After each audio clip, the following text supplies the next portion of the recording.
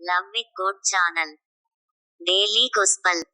யோவான் நற்செய்தியிலிருந்து வாசகம். அதிகாரம் 3, இறைவார்த்தைகள் 31 முதல் 36 வரை. மேலிருந்து வருபவர் அனைவரையும் விட மேலானவர். மண்ணுலகிலிருந்து உண்டானவர், மண்ணுலகைச் சேர்ந்தவர். மண்ணுலகு சார்ந்தவை பற்றியே அவர் பேசுகிறார். விண்ணுலகிலிருந்து வருபவர் அனைவருக்கும் மேலானவர். தாம் கண்டதையும் கேட்டதையும் பற்றியே அவர் சான்று பகர்கிறார். எனினும் அவர் தரும் சான்றை எவரும் ஏற்றுக்கொள்வதில்லை. அவர் தரும் சான்றை ஏற்றுக்கொள்பவர் கடவுள் உண்மையானவர் என்பதை உறுதிப்படுத்துகிறார்.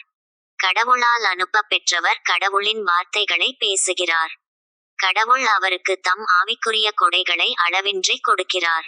தந்தை மகன் மேல் அன்பு கூர்ந்து அனைத்தையும் அவர் கையில் ஒப்படைத்துள்ளார். மகனிடம் நம்பிக்கை கொள்வோர் நிலைவாழ்வை பெறுவர். நம்பிக்கை கொள்ளாதோர் வாழ்வை காணமாட்டார். மாறாக கடவுளின் சினம் அவர்கள் மேல் வந்து சேரும்.